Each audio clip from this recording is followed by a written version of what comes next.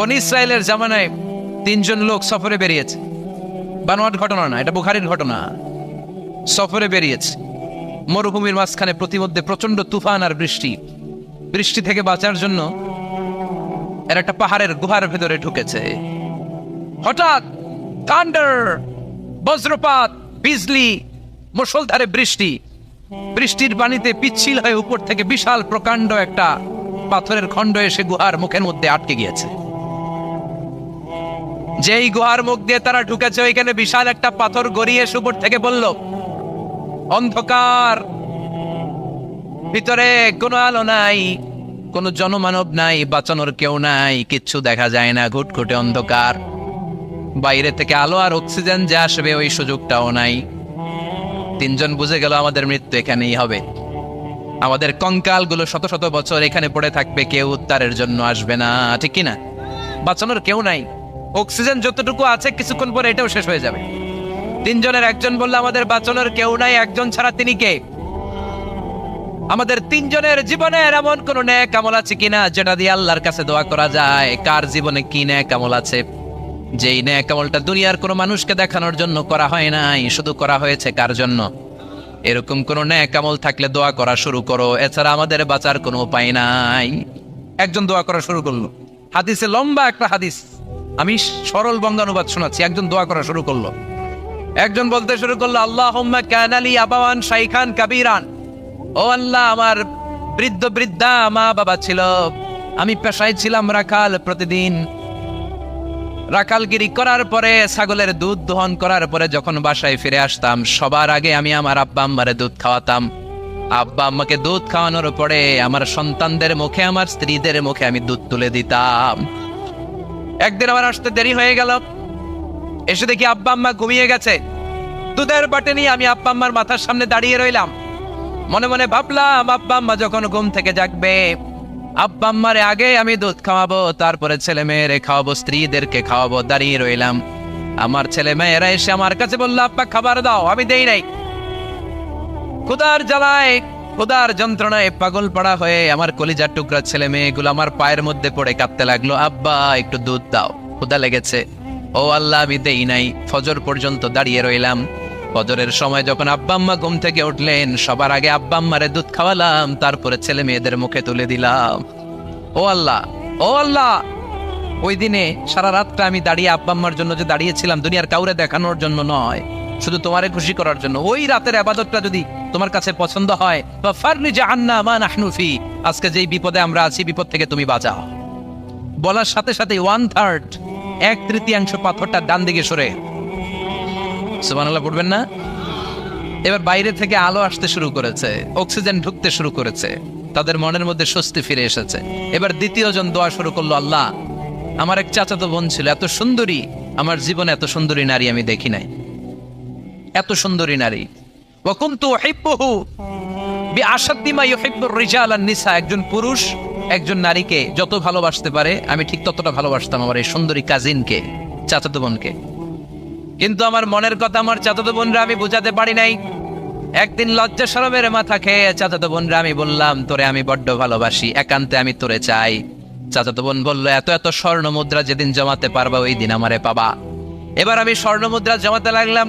জমাতে জমাতে জমাতে জমাতে বছর শেষে স্বর্ণ মুদ্রার থলে নিয়ে চাচাতো বোনের হাতে দিলাম। চাচাতো বোন আমার অপকর্মে রাজি হয়ে গেল। গোপন একটা রুমের ভেতরে আমরা ঢুকলাম। দুইজনেই জামা কাপড় খুলে নেকেড হলাম, জিনা করব, পাপ কাজ করব। একেবারে ফাইনাল ডেস্টিনেশন আমরা চলে গেলাম। পাপ কাজ যখন আমরা শুরু করব, ইন দা মিন টাইম আমার চাচাতো বোন আমার ডেকে বলে, ও আমার চাচাতো ভাই, ইত্তাকিল্লাহ, ইত্তাকিল্লাহ, আল্লাহরে ভয় কর, আমার সতীত্ব নষ্ট করে দিস না। আল্লাহ ওই মুহূর্ত থেকে ফিরে আসা কোনো পুরুষের পক্ষে সম্ভব ছিল না। ইত্তাকিল্লাহ, এই বাক্যটা শুনে, তোমার আওয়াজ শুনে আমার কলিজার মধ্যে কাঁপুনি ছুটে গিয়েছে। তোমার নাম শুনে আমি আর ধৈর্য ধারণ করতে পারি নাই। চিৎকার মেরে জামা পেড়ে ওই ঘর থেকে বের হয়ে গেলাম। ও আল্লাহ, শুধুমাত্র কেবলমাত্র একমাত্র তোমার ভয়ে ওই দিন আমি আমার চাচাতো বোনের সাথে পাপ কাজে লিপ্ত হই নাই। আল্লাহ রে, ওই দিনের আমলটা যদি তোমার দরবারে কবুল হয়ে থাকে, আজকের বিপদের দিনে তুমি আমাদের বাঁচাও। বলা মাত্রই এই দোয়া আল্লাহর কাছে এত কবুল হয়েছে, কারণ আল্লাহর ভয় এটা পৃথিবীর সবচেয়ে বড় ইবাদত। চিল্লায় বলেন ঠিক কিনা? যাদের হৃদয়ে আছে আল্লাহর ভয়, তারা কবু পথ ভুলে যায় না। আল্লাহর প্রেম ছাড়া এই দুনিয়ায় কারো কাছে কোনো কিছু চায় না। ঠিক কি না? আল্লাহর ভয় আল্লাহর কাছে সবচেয়ে বড় প্রিয় ইবাদত। আল্লাহর কাছে দোয়াটা এত পছন্দনীয় হয়েছে, মুহূর্তের মধ্যে 2/3 পাথরটা গুহার মুখ থেকে ডান দিকে সরে যায়। 2/3 পাথর এখন সরে গিয়েছে। এবার তারা বেরোতে চেষ্টা করলো, দেখা যায় হাত বেরোয়, কারো পা বেরোয়, মাথা বেরোয়, কিন্তু পুরো বডিটা নিয়ে বেরোয়া যায় না। বাকি আছে কয়জন? কথা কন। এবার 3 নাম্বার লোক দোয়া করতে শুরু করেছে, আল্লাহ ইন্নী ইস্তাজারতু উজারা ফাদাফাতু সামানাহুম। আল্লাহ, আমি অনেকগুলো শ্রমিক ভাড়া করেছিলাম, তাদেরকে দিয়ে কাজ করিয়ে তাদের ঘাম শুকিয়ে যাওয়ার আগে প্রত্যেকটা শ্রমিকের পারিশ্রমিক আমি দিয়ে দিয়েছি। সবগুলো শ্রমিক আমার কাছ থেকে পারিশ্রমিক বুঝে নিয়েছে, একজন ছাড়া। একজন না নিয়ে চলে গেছে। তার টাকা তারে আমি বুঝাই দিতে পারি নাই। তার রেখে যাওয়ার টাকা দিয়ে আমি কয়েকটা ছাগল কিনলাম। ওই ছাগল পালতে পালতে বাচ্চা দিল, আরো বাচ্চা দিল, দিতে দিতে বিশাল ছাগলের ডেয়ারি ফার্ম বানালাম। 1 যুগ পরে ওই শ্রমিক এসে বলে, এ আমার মালিক, 12 বছর আগে তোমার কাছে কাজ করেছিলাম, টাকা কিন্তু নেই নাই, টাকা দাও। আমি বললাম, ওই যে বিশাল ছাগলের বড় একটা ডেয়ারি ফার্ম দেখা যায়, পুরো ডেয়ারি ফার্ম তোমার, ডেয়ারি ফার্মটা তুমি নিয়ে যাও। শ্রমিক আমারে বলতে লাগলো, তাস্তাজিউ মিন্নি, আমার সাথে ঠাট্টা করো নাকি? একদিনের পারিশ্রমিক দিয়ে ডেয়ারি ফার্ম হয় নাকি? যতটুকু টাকা তোমার কাছে আমি 12 বছর আগে পেতাম ততটুকু দিলেই চলবে।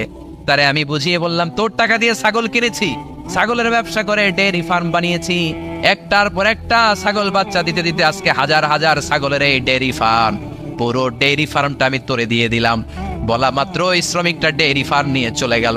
মাবুদের এই কঠিন বিপদের দিন সে শুধু দাবি করেছিল তার পারিশ্রমিক, তার পারিশ্রমিকের টাকা তার হাতে দিলে সে খুশিতে বাকবাকুম, কিন্তু তার বদলে পুরো ডেয়ারি ফার্মটা আমি তার হাতে তুলে দিয়েছি একমাত্র তোমার সন্তুষ্টির জন্য।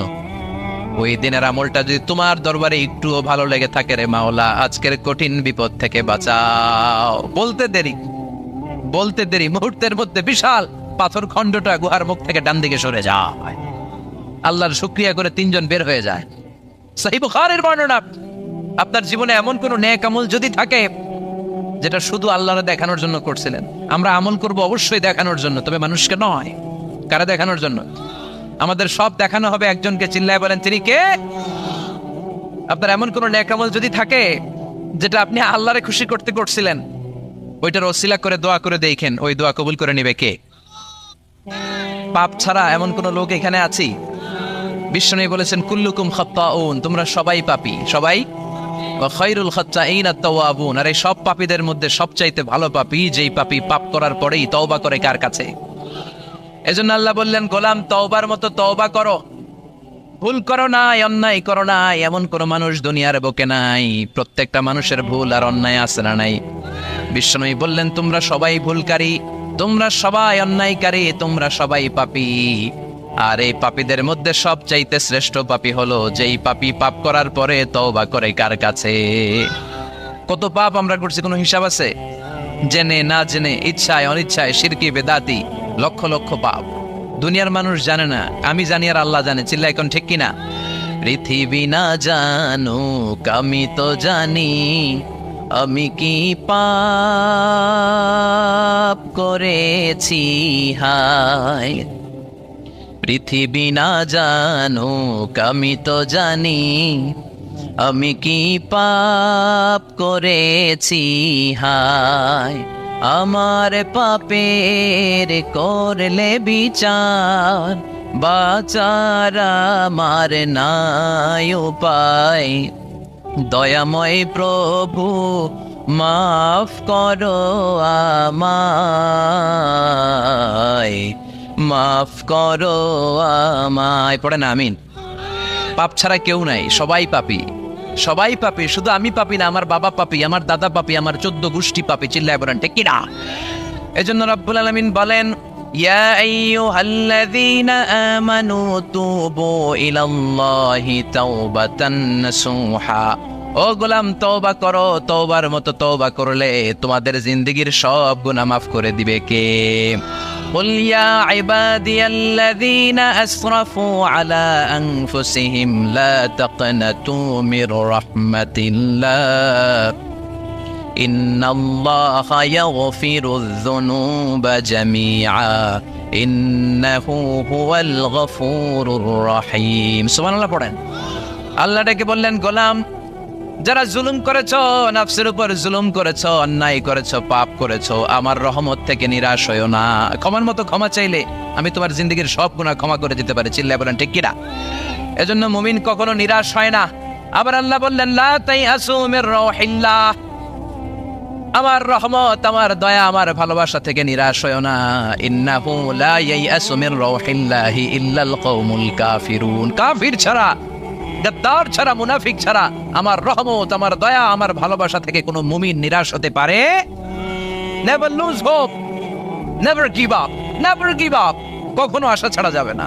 নেভার লুজ হোপ, কখনো নিরাশ হওয়া যাবে না। মুমিন কখনো নিরাশ হতে পারে?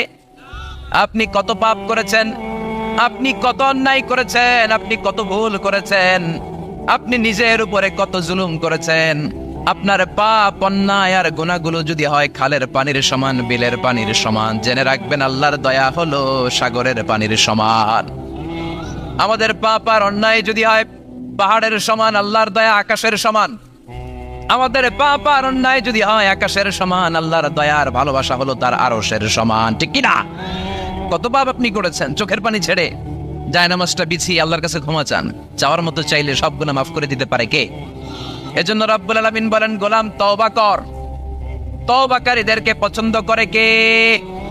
বিশ্বনবীর আগের গুনাহ মাফ, পরের গুনাহ মাফ। বিশ্বনবীর জীবনে কোনো গুনাহ নাই, তারপরেও বিশ্বনবী বলেন, ওয়াল্লাহি লা আস্তাগফিরুল্লাহ ওয়া আতুবু ইলাইহি ফিল ইয়াউমি আকসার মিন ৭০ মাররা, আমি প্রতিদিন আল্লাহর কাছে ৭০ বারেরও বেশি তওবা করি। পাপ নাই, কোনো গুনাহ নাই, মাসুম নবী, তারপরেও বিশ্বনবী প্রতিদিন তওবা আর ইস্তিগফার পড়তেন কয়বার? আপনি পড়েন কয়বার? আমি পড়ি কয়বার? পাপহীন নবী, মাসুম নবী যদি ৭০ বারেরও বেশি তওবা করে, আমাদের করা দরকার কয়বার? কথা বলেন। এজন্য সাইয়েদনা আদম আলাইহিস সালাম ভুল করেছে, আমরাও ভুল করি। সাইয়েদনা আদম আলাইহিস সালামকে আল্লাহ ক্ষমা করে দিয়েছেন, আমাদেরকেও ক্ষমা করে দিবে কে? আল্লাহর দয়া, আল্লাহর ভালোবাসা, আল্লাহর করুণা যে কত বিশাল আমাদের কোনো ধারণাই নাই। আল্লাহ ভালোবাসাকে তৈরি করে ১০০ টুকরা করলেন। এক টুকরা ভালোবাসা পৃথিবীর সবার মাঝে ঢেলে দিলেন, আর ৯৯ টুকরা ভালোবাসা আল্লাহ তাআলা নিজের মধ্যে রেখে দিলেন। ওই এক টুকরা ভালোবাসার ছিটে ফোঁটা পেয়ে আমাদের মধ্যে ভালোবাসার ঠেলা কি দেখছেন? এক টুকরা না দিয়ে যদি আল্লাহ ২০ টুকরা দিত, যদি ৫০ টুকরা দিত, তাহলে প্রতিদিনই ১৪ই ফেব্রুয়ারি হয়ে যেত। কথা বলেন। আর কয়দিন বাকি? হ্যাঁ, ১৪ই ফেব্রুয়ারি বিশ্ব ভালোবাসা, বিশ্ব বেহায়া দিবস, বিশ্ব গজবের দিবস, অশ্লীলতার দিবস, ধর্ষণের দিবস, নারীদের সম্ভ্রম হারানোর দিবস। চিল্লায় বলে ঠিক কিনা? এই দিন কোন মুমিন পালন করতে পারে? বাবা যারা এসেছেন, ছেলেদেরকে মেয়েদেরকে সাবধান করেন, ওই দিন যেন আপনার ছেলে মেয়ে ৫ ওয়াক্ত সালাত জামাতের সাথে পড়ে। ওই দিন যেন আল্লাহর কোরআন তেলাওয়াত করে আল্লাহর কাছ থেকে ক্ষমা চেয়ে নেয়। এই দিনগুলো আমাদের জন্য নয়, এগুলো পাশ্চাত্যের লোকেরা পালন করে, যাদের মধ্যে কোনো ভালোবাসা নাই, যাদের মধ্যে কোনো মায়া মহব্বত নাই, যাদের মধ্যে কোনো দরদ নাই। এই জন্য তারা বছরের একটা দিনকে ভালোবাসা দিবস হিসেবে পালন করে। আমাদের তো সবসময় ভালোবাসা, আমাদের সকালেও ভালোবাসা আছে না নাই? দুপুরে আছে না নাই? রাত্রিবেলা আছে না নাই? তাহাজ্জুদের জায়নামাজেও আমাদের ভালোবাসা আছে না নাই? রাসূল আমার ভালোবাসা, রাসূল আমার আলো আশা, রাসূল আমার প্রেম বিরহের মূল আলোচনা, রাসূল আমার কাজে কর্মের অনুপ্রেরণা। সুবহানাল্লাহ পড়েন।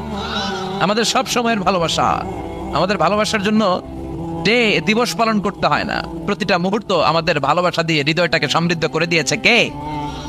এজন্য আল্লাহ ডেকে বললেন, গোলাম ভালোবাসা তৈরির পরে আমি ১০০ টুকরা করলাম। এক টুকরা ভালোবাসা বিশ্বের সব মানুষের মধ্যে ঢেলে দিলাম, ৯৯ টুকরা ভালোবাসা আমি আল্লাহ নিজের মধ্যে রেখে দিলাম। দেখেন, এক টুকরা ভালোবাসা পেয়ে আমাদের মধ্যে কত ভালোবাসার গান আছে না নাই? নাটক আছে না নাই? উপন্যাস আছে না নাই, ভালোবাসার ফিল্ম আছে না নাই? আহা, হাজবেন্ডের জন্য ওয়াইফের ভালোবাসা, বন্ধুর জন্য বন্ধুর ভালোবাসা, আবার গার্লফ্রেন্ডের জন্য বয়ফ্রেন্ডের ভালোবাসা আছে না নাই? আমরা কি এই ভালোবাসা করব? ভালোবাসা সব হবে বিয়ের পরে, চিল্লায় বলেন ঠিক কিনা? আপনি আপনার হাত স্ত্রীর হাতের সাথে মিলালে 2 হাতের সগীরা গুনাহ মাফ করে দেয় কে? আপনি আপনার নজরটা স্ত্রীর চেহারার দিকে ফেললে চোখের সগীরা গুনাহ মাফ করে দেয় কে? আবার বিশ্বনবী বললেন, শীতের রাতে এক কম্বলের নিচে যখন তোমরা শুয়ে থাকো তখনও তোমাদের আমলনামাটা সওয়াব দিয়ে পূর্ণ করে দেয় কে? কি সুন্দর ইসলাম! What a balanced religion we have got from our lord. আল্লাহর কাছ থেকে কি ভারসাম্যপূর্ণ জীবন বিধান আমরা পেয়েছি। পরকিয়া করলে গুনাহ, আর স্ত্রীর সাথে ভালোবাসা প্রকাশ করলে সওয়াব আছে না নাই? আপনি ভালোবাসার কথা স্ত্রীকে বলবেন, স্ত্রীর প্রশংসা করবেন, তার সাথে খুনসুটি করবেন, সওয়াব আছে না নাই? কিন্তু ভাবির সাথে করলে গুনাহ আছে না নাই? শালীর সাথে করলে, কাজিনের সাথে করলে, আল্লাহ তুমি বুঝার তৌফিক দাও। ভালোবাসা তিনি 100 টুকরা করে সবার মধ্যে ঢেলে দিলেন 1 টুকরা, নিজের মধ্যে রাখলেন 99 টুকরা। এরপরেও কত ভালোবাসার উপমা গোটা বিশ্বব্যাপী। প্রাণীদের মধ্যে আল্লাহ ভালোবাসা দিলেন। দেখবেন মুরগির বাচ্চা নিয়ে যখন মা মুরগিটা হাঁটে, ছোট বাচ্চাটা ধরা যায় না, ধরতে গেলেই লাফিয়ে কামড়াতে আসে, ঠিক কিনা? বাছুরের গায়ে হাত দেয়া যায় না, গাভী রেগে যায়। ছেলের জন্য ছেলেকে বাঁচাতে যে বাবা অ্যাক্সিডেন্ট করে মরে যায়, কলিজার টুকরা মেয়েটারে বাঁচানোর জন্য মা মরে যায়, আছে না নাই? আমি নিজে পেপার কাটিং এ পড়েছি, বন্যার পানিতে পানি খেতে খেতে মা শেষ। দুধের বাচ্চাটা মেয়েটারে বালতির মধ্যে ধরে মা মাথার উপরে তুলে ধরেছে, বন্যার পানি খেতে খেতে মা শেষ, বাচ্চা মরে নাই। তার মানে কলিজার টুকরা মেয়ের জন্য মা জীবন বিলিয়ে দিয়েছে। 1 টুকরা ভালোবাসার ছিটে ফোঁটা তোমরা পেয়েছো।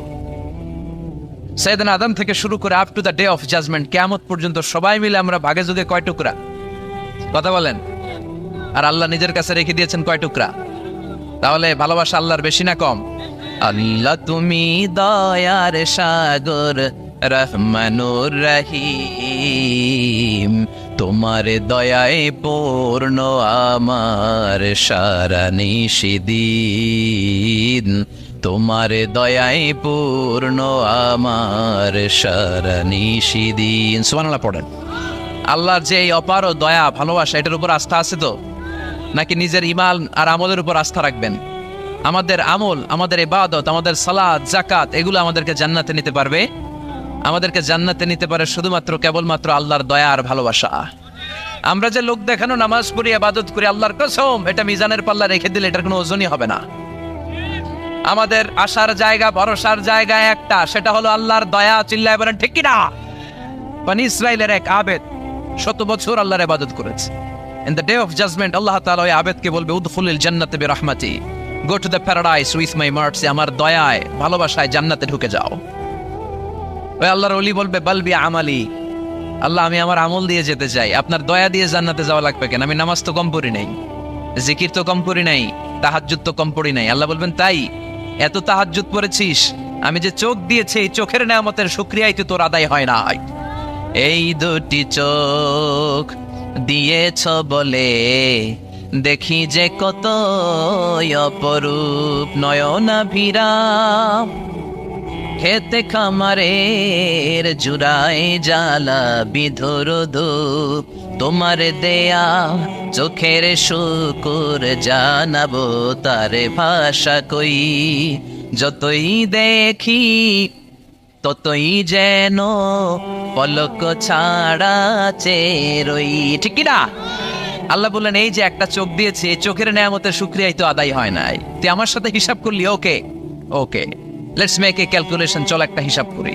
তোর 100 বছরের ইবাদত এক পাল্লা রেখে দিলাম, আর আমি দয়া করে মায়া করে পৃথিবীর নাজ নেয়ামতের সৌন্দর্য দেখার জন্য যে তোকে চোখ দিয়েছি, 2টা চোখ নয়, একটা চোখ আরেক পাল্লায় রেখে দিলাম। ওজন দেওয়ার পর দেখা যাবে মুহূর্তের মধ্যে চোখের পাল্লাটা ভারী হয়ে গেছে। আল্লাহ বলবেন, এখন হিসাব বলেই you have to go to the hell fire, তোকে এখন জাহান্নামে যেতে হবে, যা জাহান্নামে যা। এবার আল্লাহর ওলি বলবে, আল্লাহ মাফ চাই, দোয়াও চাই, জাহান্নামে যেতে পারবো না, আল্লাহ তুমি আমারে মাফ করে দাও। আল্লাহ বলবেন, now you are on the right track, এখন তুমি লাইনে আসছো মিয়া, এতক্ষণ বেলাইনে কথা বলতেছিলে। আমার দয়া, আমার রহমত, আমার ভালোবাসা ছাড়া কোশ্চিন কালেও কেউ জান্নাতে ঢুকতে পারবে? আল্লাহ তখন তারে বলবেন, উদখুলিল জান্নাতে বিরহমাতি, go to the paradise with my mercy, আমার দয়ায় এখন তুমি জান্নাতে ঢুকে যাও। চিল্লায় পড়েন সুবহানাল্লাহ। এজন্য মানুষ মাত্রই ভুল হবে, অন্যায় হবে। ভুল করা, পাপ করা, অন্যায় করা এটা দোষের কিছু না, কিন্তু পাপের উপর স্থায়ী থাকা হলো দোষের, ঠিক কিনা? শয়তান ভুল করেছে, অন্যায় করেছে, সাথে সাথে যদি শয়তান তওবা করতো, ইবলিস রেও মাফ করে দিত কে? কিন্তু সে মাফ চায় নাই, সে তার পাপের উপরে অটল ছিল, ঠিকই না? শয়তান আর ইনসান এই দুয়ের মধ্যে মৌলিক পার্থক্য হচ্ছে এটা। শয়তান পাপ করে পাপের উপর স্থির থাকে, আর আমরা পাপ করে মাফ চাই কার কাছে? আমাদের জন্য মাফ চাওয়ার দরজা খোলা আছে না নাই? সকালে গুনাহ করছি, দুপুরে মাফ করে দিবে কে? দুপুরে পাপ করছি, রাতে মাফ চাইলে ক্ষমা করে দিবে কে? 24/7 সব সময় এই মাফ চাওয়ার দরজাটা খোলা আছে না নাই? শুধুমাত্র কেবলমাত্র দুইটা সময় আল্লাহ তাআলা তওবা কবুল করেন। এক হচ্ছে বাদাল গারগারা। বাদাল গারগারা, মালাকুল মাউত যখন এসে রূহ ধরে টান দেয়, তখন গলায় গরগর গরগর শব্দ হয়। মালাকুল মাউতকে দেখে ফেললে আর তওবার কোনো সুযোগ নেই। সাইয়েদনা মুসা আলাইহিস সালাম তার চাচাতো ভাই কারুনকে বলেছিল, সম্পদের যাকাত দাও, এ সম্পদ আল্লাহ দিয়েছে। কারণ বলে, আল্লাহ দেয় না, ইন্নামা উতীতুহু আলা ইলমিন ইনদি, আমি আমার ইন্টেলেক্ট, আমার সৃজনশীলতা, আমার বুদ্ধিমত্তা খাটিয়ে সম্পদ উপার্জন করেছি, আমি যাকাত দিব না। মুসা আলাইহিস সালাম বললেন, তাহলে আযাবের অপেক্ষা করো। কারণ বলল, পারলে আযাব নিয়ে আসো। রব্বুল আলামিন বললেন, ফাখাসাফনা বিহি ওয়া বিদারিহিল আরদ, ও মুসা নিরাপদ দূরত্বে তুমি সরে যাও, আমি এখনই কারুনকে তার সব সম্পদ সহ জামিনের মধ্যে দাবিয়ে দেব। কারণ তার সম্পদ সহ জামিনে দেবে যেতে লাগলো। আমি জায়গাটা নিজে দেখে এসেছি। মিশরের রাজধানী কায়রো থেকে 120 কিলো দূরে ফাইউম নামে একটা জেলা আছে, ওই জেলায় বহাইরা কারুন, কারণের সব সম্পত্তি আল্লাহ জামিনে দাবিয়ে দিয়েছে। হাঁটু পর্যন্ত দেবে যায়, সে ভেবেছে আমি বেঁচে যাব। কোমর পর্যন্ত দেবে গিয়েছে, বেঁচে যাব। গলা পর্যন্ত যখন দেবে গিয়েছে, আর বাঁচার সুযোগ নাই। কারণ কয়, মুসা সব সম্পত্তি তোরে আর তোর আল্লাহরে দিয়ে দিলাম, আমারে বাঁচা, আমারে বাঁচা, আমি তওবা করলাম। তখন কি তওবার সময় আছে? কথা কন, বাদাল গারগারা, মালাকুল মাউতরে যখন দেখে ফেলবেন তখন তওবার সুযোগ আছে। ফেরাউনেরও একই দশা। লোহিত সাগরের পানি খেতে খেতে ফেরাউনের পেটটা যখন এত বড় হয়ে যায়, ফেরাউন হাত তুলে বলে, আনা মিনাল মুসলিমিন, আমি মুসলমান। আমি, এটা কোরআনের আয়াত কিন্তু, আনা মিনাল মুসলিমিন, বনি ইসরাইলরা যে আল্লাহর উপর ঈমান এনেছে, আমিও ফেরাউন সেই আল্লাহর গোলাম। আল্লাহ বলে, দ্য টাইম ইজ আপ, সময় শেষ, এখন তোমার ঈমান কবুল করা হবে। তার মানে বাদাল গারগারা তওবা কবুল হয় না। এই মৃত্যুর গড়গড়ানি আসার আগ পর্যন্ত চোখের পানি ছেড়ে যদি আল্লাহর কাছে ক্ষমা চান, জীবনের সব গুনাহ মাফ করে দিবে কে? শয়তান আল্লাহরে বলল, মাবুদ, এত জান্নাত বানিয়ে কি লাভ? আপনার একটা বান্দারও জান্নাতে ঢুকাতে পারবেন না। আমারে বানিয়েছেন জাহান্নামী, আমি আমার সর্বোচ্চ চেষ্টা দিয়ে আপনার সবগুলা বান্দারে জামাতে জাহান্নামে নিয়ে একসাথে ঢুকবো। পারলে জাহান্নাম আরো কয়েকটা বাড়িয়ে বানান। আল্লাহ বললেন, কেন কেন? শয়তান বলে, লা আকুদান্না লাহুম সিরাতাকাল মুস্তাকিম, আপনার বান্দা জামাতে নামাজ পড়তে যেতে চাইবে, ওখান থেকে ধোকার ওয়াসওয়াসা দিয়ে আমি গানের কনসার্টে নিয়ে যাব। তাফসীর মাহফিলে কোরআন শুনতে যেতে চাইবে, ধোকা দিয়ে আমি মদের আড্ডাখানায় নিয়ে যাব। ওয়ালা তাজিদু আকসারাহুম শাকিরিন, একটারেও জান্নাতে ঢুকাতে পারবেন না। চ্যালেঞ্জ দিলাম। আল্লাহ বলল, শয়তান তুই আমারে চ্যালেঞ্জ দেস? আমি তো সব রাজার বড় রাজা, মহারাজা, আমার সাথে তো কেউ চ্যালেঞ্জ দিয়ে টিকতে পারে না। চিল্লা এখন ঠিক কিনা? শয়তান তুই চ্যালেঞ্জ দিলি, আমিও তোর চ্যালেঞ্জ দিলাম। ওয়া ইজ্জতি ওয়া জালালি ওয়া ইরতিফাই মাকানি, আমার ইজ্জতের কসম, আমার জালালিয়াতের কসম, আমার মহানত্বের কসম, আমার ক্ষমতা আর দাপটের কসম, আজীবন আমার বান্দা গুনাহ করবে, পাপ করবে, অন্যায় করবে, কোন এক তাফসীর মাহফিলে এসে চোখের পানি ছেড়ে যখন ক্ষমা চাইবে, আমি জীবনের সব গুনাহ মাফ করে দেব। আমি আমার বান্দার জীবনের সব গুনাহ মাফ করে দিয়ে জান্নাতে ঢুকায় দেব। তখন তুই কি করবি? লাগফিরান্না লাহুম মা দামু ইস্তাগফিরুনি, যতক্ষণ আমার বান্দা আমার কাছে ক্ষমা চাইবে, আমি আমার বান্দার জীবনের সব গুনাহ মাফ করে দেব। সুবহানাল্লাহ পড়েন। এজন্য রব্বুল আলামিন বলেন, ইয়া আইয়ুহাল্লাযীনা আমানু তুবু ইলাল্লাহি তাওবাতান নাসুহা, তওবার মতো তওবা করো। তওবার মতো তওবা করলে যত বড় অন্যায় হোক, পাপ হোক, গুনাহ হোক, সব গুনাহ মাফ করে দিতে পারে কে? সাইয়েদনা আদম আলাইহিস সালাম ভুল করলেন, শত শত বছর কাঁদলেন, আল্লাহ বললেন, ও আদম, কিছু বাক্য তোমারে শিখিয়ে দে, এই বাক্য দিয়ে তুমি আমার কাছে তওবা করো, তোমার তওবা কবুল করে নেব। সাইয়েদনা আদম বললেন, রব্বানা, পড়েন, রব্বানা যালামনা আনফুসানা ওয়া ইল্লাম তাগফির লানা ওয়া তারহামনা লানাকুনান্না মিনাল খাসিরিন। ও আল্লাহ, আমি জুলুম করেছি নফসের উপর, ভুল করেছি, অন্যায় করেছি, অপরাধ করেছি, আপনি যদি ক্ষমা না করেন আমি শেষ হয়ে যাব। লানাকুনান্না মিনাল খাসিরিন, আমি ক্ষতিগ্রস্তদের মধ্যে শামিল হয়ে যাব, ঠিক কি না? এই আয়াত দিয়ে, এই দোয়া দিয়ে যখন সাইয়েদনা আদম তাওবা করলেন, মুহূর্তেই তাওবা কবুল করে নিয়েছে কে? আমরাও যদি পাপ করি, অন্যায় করি, আমাদেরও পাপগুলো মোচন করার একজন আছে না নাই? তিনি গাফিরিয যামব কাবিলিত তাওব, ওনার কাজে হচ্ছে গুনাহ মাফ করা। শয়তানের কাজ ওয়াসওয়াসা দেওয়া, আমাদের কাজ পাপ করা, ওনার কাজ মাফ করা। আল্লাহ ডেকে বলে, গোলাম, তোরা যদি পাপ না করতি আর বারবার মাফ না চাইতি, তাহলে তোদেরকে ধ্বংস করে দিয়ে জমিনের বুকে এমন একটা জাতি আমি বানাতাম যারা পাপ করতো আর মাফ চাইতো, আর আমি মাফ করতাম। সুবহানাল্লাহ পড়েন। মাফ করতে আল্লাহর বড্ড ভাল লাগে, চোখের পানি দেখতে আল্লাহর বড্ড ভাল লাগে, কায়মনোবাক্যে কেউ দোয়া করছে এই দৃশ্য দেখতে আল্লাহর ভালো লাগে, চিল্লায় বলেন সুবহানাল্লাহ। এজন্য পাপ আমাদের যত বড় হোক, আমাদের জন্য মাফ আছে না নাই? দুইটা সময়ে তাওবা কবুল হয় না। এক নাম্বার হলো বাদাল গারগারা, মালাকুল মাউতকে দেখে ফেলেছেন, রূহ ধরে টান দিবে, তখন তাওবা করলে কবুল হবে। আরেকটা হচ্ছে বাদা তুলুইশ শামসি মিন মাগরিবিহা, কিয়ামতের আগ দিয়ে সূর্য আর পূর্ব দিক থেকে উদিত হবে না, এটা পশ্চিম দিক থেকে উদিত হবে, তখন তওবা করলে কবুল হবে। তখন তওবার দরজাকে বন্ধ করে দিয়েছে কে? এজন্য আমরা যে কোনো পাপই করি না কেন, পাপ হয়েই যেতে পারে, আশা হারানোর কারণ নাই। Never lose hope, never give up. মুমিন কখনো আশা হারায় না, মুমিন কখনো নিরাশ হয় না। মুমিনের আশা ভরসা একটা সত্তার উপরে, চিৎকার করে বলতে হবে তিনি কে? এজন্য পাপ হওয়ার সাথে সাথে আমরা তওবা করব কার কাছে? বিশ্বনবী বললেন, কিছু কিছু কাজ আছে, এগুলো হয়ে যাওয়ার পরে দেরি করা যায় না। এক নম্বরে নামাজের ওয়াক্ত হলে দেরি করা যায় না, ঠিক কিনা? সালাতে কায়েম করো, সালাতে কায়েম করো, হবে সম্মানী তুমি, হবে জান্নাতি তুমি, হবে সম্মানী তুমি, হবে জান্নাতি তুমি, দিবে কাল হাসরে শীতল ছায়া আর সে আজিম, রব্বিয়াল আলা রব্বিয়াল আযীম, রব্বিয়াল আলা রব্বিয়াল আযীম। সুবহানাল্লাহ পড়েন। নামাজের সময় হওয়া মাত্র দেরি নাই। তাজহিজুল মাইয়িত, মারা গেলে লাশ রেখে দেওয়া যায় না, তাড়াতাড়ি দাফন করে দাও। নামাজের সময় হলে নামাজ পড়ো, দেরি করো না। মানুষ মারা গেলে দাফন করতে দেরি করো না। বান্দা যদি পাপ করে ফেলে তওবা করতে দেরি করো। এজন্য পাপ করার সাথে সাথে তওবা করার দরকার আছে না নাই? এখন তওবা যে করব, কোন সিস্টেমে করব? কোন সিস্টেমে? ভুল হওয়া মাত্রই আপনি অনুতপ্ত হয়ে চোখের পানি ছেড়ে আল্লাহর কাছে মাফ চান, আল্লাহর কাছে ক্ষমা চান, এটার নামই তওবা। আমাদের দেশে হুজুর আইনা তওবা পড়ায়, আছে না নাই? আনন্দপুরে এগুলা নাই, আছে না? কয় ইমাম সাহেবরে নিয়ে আয়, খতিব সাহেবরে নিয়ে আয়, হাফেজ সাহেব হুজুরে নিয়ে আয়, তওবা পড়া। না, তওবা পড়ানো লাগে না, আপনার নিজের তওবা আপনি নিজেই পড়বেন। আপনি অনুতপ্ত হয়ে চোখের পানি ছেড়ে আপনার আল্লাহরে ডাক দেন, ডাক দেয় মাত্র তিনি সাড়া দিবে, চিল্লায় বলেন ঠিক কি না? ওলামা একরামরা তওবার 5টা শর্ত আরোপ করেছে। এই 5টা শর্তের আলোকে যদি তওবা করেন, মুহূর্তের মধ্যেই তওবা কবুল করে নিবে কে?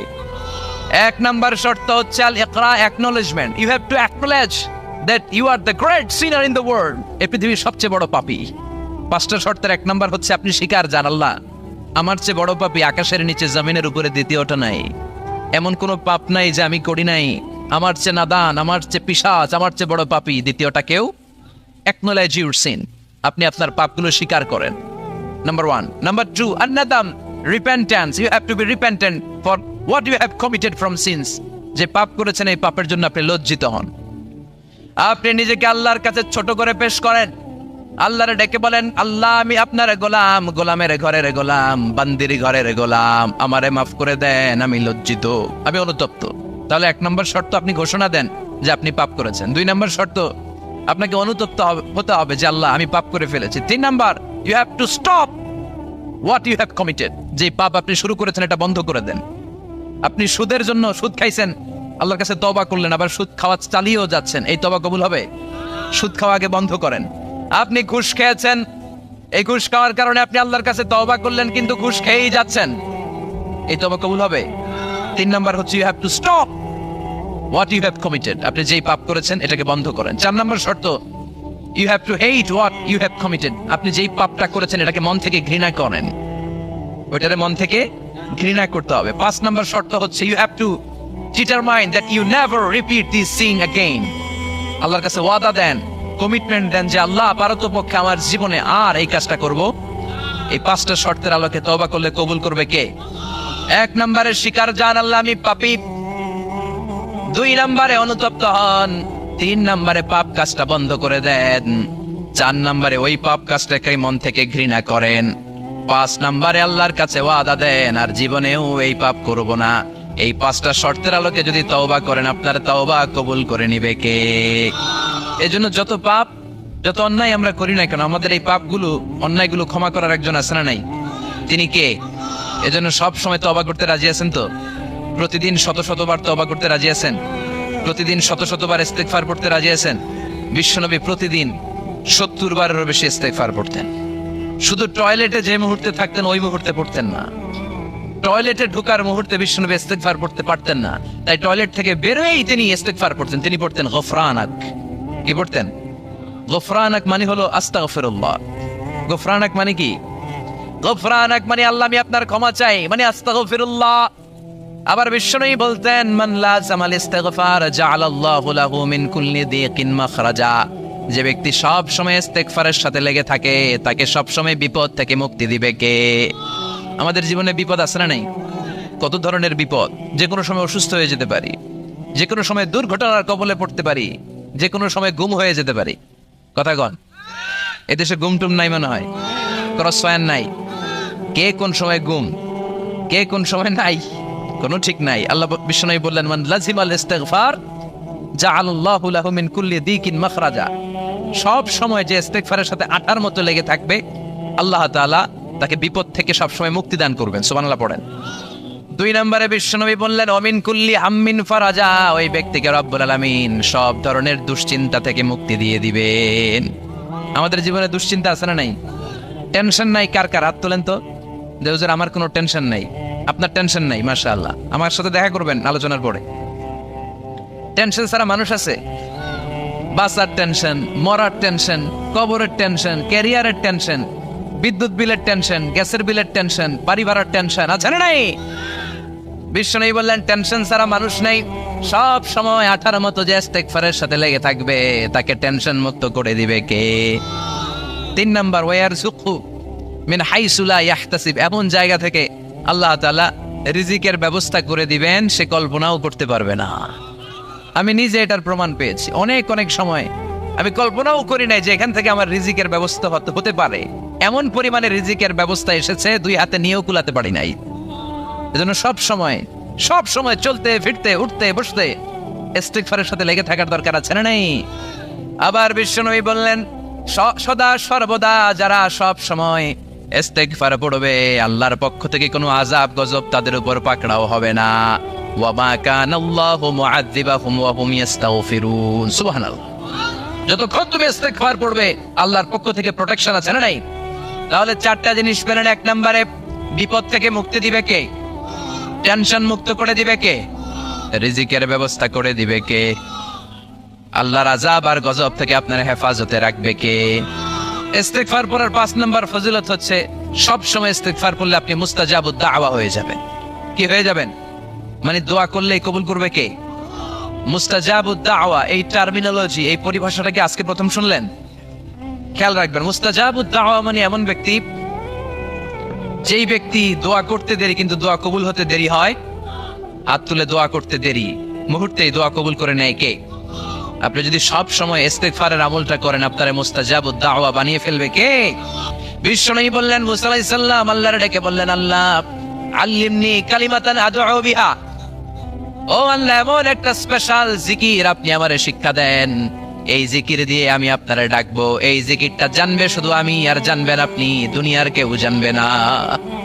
এমন একটা জিকির শিখান যে জিকিরটা কেউ জানে না, জানবে শুধু আমি আর জানবেন আপনি। কথা শুনতেছেন? প্রশ্ন করছে কে? হ্যাঁ, আল্লাহ প্রশ্ন করছে। প্রশ্ন করেছে কে? মুসা আলাইহিস সালাম। করেছে কার কাছে?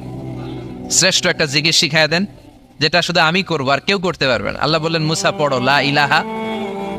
মুসা আলাইহিস সালাম বললেন আল্লাহ জিজ্ঞেস করলাম কি আর কইলেন কি?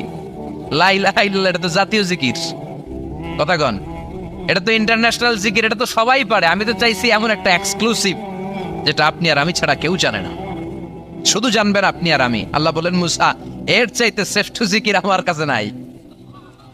ও মুসা লাউ তাদাউ সাবউস সামাওয়াতি ওয়াল আরদ ফি কাফা, সাত আকাশ সাত জমিন যদি এক পাল্লায় রেখে দাও, ওয়ালা ইলাহা ইল্লাল্লাহ ফি কাফাতিন উখরা, লা ইলাহা ইল্লাল্লাহ যদি আরেক পাল্লায় রেখে দাও, লা রাজাহাত কাফাতু লা ইলাহা ইল্লাল্লাহ, মুহূর্তের মধ্যে লা ইলাহার পাল্লা ভারী হয়ে যাবে রে মুসা।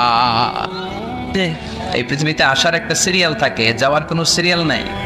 কি অবাক করা কাণ্ড! আসার সময় দাদা আসে, তারপরে বাবা, তারপরে ছেলে, তারপরে নাতি, কিন্তু যাওয়ার সময় নাতির লাশ কাঁধে নিয়ে দাদা গোরস্থানে যায়, ছেলের লাশটাকে কাঁধে নিয়ে বাবা কবরস্থানে যায়। এরকম নজির আছে না নাই? এই জন্য আমরা কোরআনের মাজলিসে এসেছি, এটা একটা আদব আছে। এখানে আদব মেনটেন করে চললে এভরি সেকেন্ডে আপনার উপর মার্সি, ব্লেসিংস, রহমত, বরকত নাজিল করবে কে? আর আদব যদি ভেঙে ফেলি তাহলে রহমত নাই, বরকত নাই, আসবে আমাদের উপর লানত এবং গজব। জোরে বলেন ঠিক কিনা? এই জন্য আজকে আমরা শেষ পর্যন্ত থেকে ছোট কাজ নাই এর এই যে আমি মসজিদের উদ্যোগের এই মাহফিলটাকে সফল করে তারপরে ইনশাল্লাহ বাড়ি ফিরে যাবো। ইনশাল্লাহ পড়েন, এটা সবাই পড়েন ইনশাআল্লাহ, আরো জোরে পড়েন ইনশাআল্লাহ। আমাকে দেখেছেন আপনারা প্রধান মুফাসসির, আপনাদের শুকরিয়া। বিশেষ বক্তা হিসেবে কথা বলেছে হযরত মাওলানা শাহাদাত হোসেন মুজাদ্দিদি, আরবি প্রভাষক, 10 পাড়া কামিল মাদ্রাসা, দাউদকান্দি, কুমিল্লা। আমার পাশেই বসে। হুজুরকে চিনেন তো আপনারা? হুজুরের সাথে প্রথম দেখা হয়েছিল পাশাগড়ের প্রোগ্রামে। চমৎকার কথা বলে, কোরআন থেকে কথা বলে। যারাই কোরআন থেকে কথা বলবে তাদের জন্য ময়দান উর্বর প্রস্তুত হয়ে বসে আছে। জোরে বলেন ঠিক কিনা? আর কোরআনের বাইরে কথা বললে, তাফসিরুল কোরআনকে অপছন্দ করলে, ইসলামের নামে উল্টাপাল্টা মানুষকে শোনাতে চাইলে তাদের সাথে আমাদের কোনো সম্পর্ক। তাফসিরুল কোরআন অনেকের ভালো লাগে না, আমার ভালো লেগেছে এই নামটা, যে আমরা সরাসরি কোরআন থেকে বলি তাফসিরুল কোরআন। একদলের এই নামটা শুনলেই গায়ে জ্বালা করে, আসারা নেই। তোমাদের গায়ে জ্বালা নিয়ে তোমরা থাকবা, মুতুবি গায়জিকুম, তোমাদের রাগ নিয়ে তোমরা মরো, তোমাদের জ্বালা নিয়ে তোমরা দুনিয়া থেকে যাবা, আল্লাহর কোরআনে পৃথিবী থেকে নিঃশেষ হবে না। জোরে বলেন ঠিক কিনা? যারা এই কোরআনের বিরোধিতা করে আল্লাহ তাদেরকে অতুল গহ্বরে ইতিহাসের মধ্যে হারিয়ে দিবেন, তাদের নাম নিশানা থাকবে না। ফেরাউনের হুমকি ধামকি অনেক ছিল, আজকে নাই। আজকে ফেরাউনের নাম বললে আমরা বলি লাআনাতুল্লাহি আলাইহি, গাদাবুল্লাহি আলাইহি। আবু জাহেলের নাম শুনলে আমরা বলি লাআনাতুল্লাহি আলাইহি, আল্লাহ লানত তার উপরে। যেরকম ঠিক কিনা? দুনিয়াতেও লানাত, আখিরাতেও লানাত। সৌদি সরকার আবু জাহেলের বাড়িতে ল্যাট্রিন করে দিয়েছে, মাস ল্যাট্রিন, গণল্যাট্রিন। লোকজন যে পায়খানা করে আইগা ভরাই দিয়ে আসে। বাংলাদেশে হাজিরা গেলে বিমান থেকে নেমে একটা তাওয়াফ পরে করবো, আগে আইগা লই। আবু জাহেলের বাড়ি কোনটা? ওর বাড়িতে যে তারা এই আকাম গুলা করে। তার মানে গোটা বিশ্বব্যাপী up to the day of judgement, কিয়ামত পর্যন্ত আবু জাহেলের উপর লানত আসারা নাই। আর আমার বিশ্বনবীর উপর রহমত আর বরকত আসারা নাই। নামরুদের উপর লানত আসারা নাই। বিশ্বনবীর নামের প্রশংসা গোটা বিশ্ব জুড়ে আছে না নাই? ফেরাউনের নাম শুনলেই তার উপর আল্লাহ লানত আছে না নাই? বিশ্বনবীর নাম শুনলেই সাথে সাথে তাকবীর আছে না নাই? যে ফেরাউন, আমি নিজে দেখে এসেছি ফেরাউনের লাশটার সামনে। আমি ঘুরে ঘুরে দেখলাম রয়্যাল মমিস চেম্বারে শুটকি মানুষ, একটা মানুষকে শুটকি দিলে যেমন হয়, ফেরাউনের লাশের অবস্থা ঠিক তেমন। আমার বিশ্বাসই হয় না যে এই ফেরাউনের ধমকে প্রিয় নবী মুসা আলাইহিস সালাম রাতে ঘুমাতে পারে নাই। তার ধমকিতে, তার হুমকিতে মিশরের বালুগুলো, জমিনের বালুগুলো থার করে কেঁপেছে।